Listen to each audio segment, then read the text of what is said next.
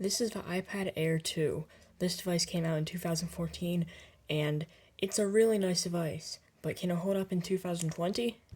It still has some things that we see in modern Apple devices, such as Touch ID, iOS 14, and all the benefits that come with iOS 14. So, this device is still very usable. But there is some holdback, such as the A8X processor, which came out in 2014. This device only has 2 gigabytes of RAM, which is a problem for some tasks. You'll see that apps don't stay in the app switcher for as long as you might hope. It only stays in for a couple apps. So if you open up a couple apps, the app switcher will eventually crash and the apps will just go out of a RAM. So if you see some apps just freeze, but some apps will stay open in the background, but some apps don't. So I saw it's about 4 apps with that 2 gigabytes of RAM, and that's about normal for iOS. The camera is about what you would expect from an iPad. You're not going to go taking pictures with an iPad. It's just really a camera, and it's good for FaceTime calls. And there's also a front-facing camera, which, if you see, it's not that bad. It's okay for video calls, and maybe some light photography, like if you want to get a picture of your cat or something. The battery on most of these is absolutely terrible because of age, but honestly, on some of them, like ones that have been used pretty lightly, they're actually pretty good. So this one has been used a lot, and it has about 800 charge cycles on it, and about 74% battery health. And this battery is not good, really, but it's not as bad as some will end up being.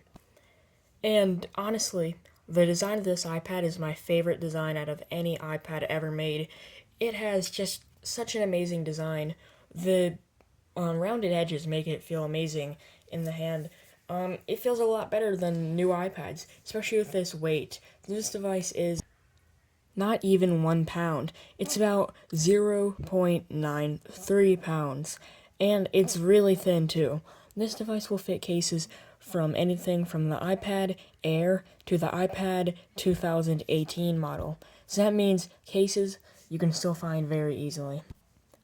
This iPad uses Lightning, of course, and I personally like Lightning on an iPad over USB-C because of a modularity, which pretty much it works with all Apple products across the line except for the MacBook, and also it's just more convenient for a mobile device, especially for this thinness. It's barely thin enough to have a Lightning port on it, and also Lightning, in my opinion, is more durable than USB-C.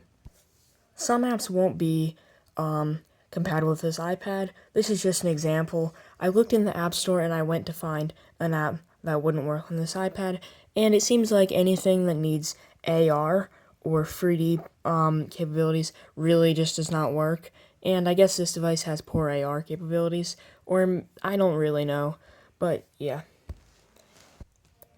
One of the problems that you might face with this device is getting a 16 gigabyte model.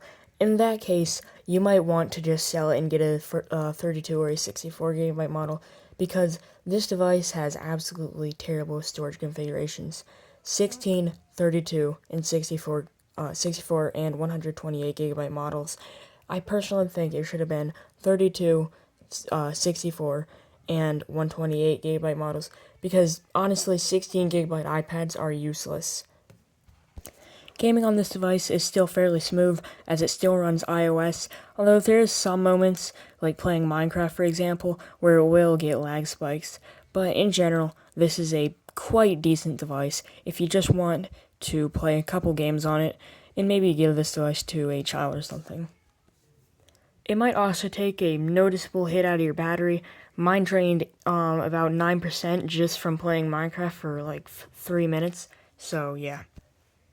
Overall, if you want to get creative work done, this iPad is pretty good, but it can't get some apps such as Pixelmator Photo. It's just incompatible. And also, some apps like iMovie do work, and also Adobe Photoshop is compatible with this device. LumaFusion is also compatible with this device, but I cannot tell you how good any of these applications work, mainly because I'm on my alternate Apple ID with this iPad, and I don't own any of these apps on this Apple ID. and Adobe Photoshop will make me revoke my other iPad's subscription if I transfer my subscription to this iPad. Overall, I recommend this iPad for a lot of tasks. If you just want a general media device, this iPad works great. If you want an older iPad, if you're not planning to use it that much, this iPad is great. If you just generally want an iPad that doesn't have all the newest features or the best performance, but is still good for general tasks, this iPad is an iPad that you're going to want to buy. So, with that, thank you for watching this video, and goodbye.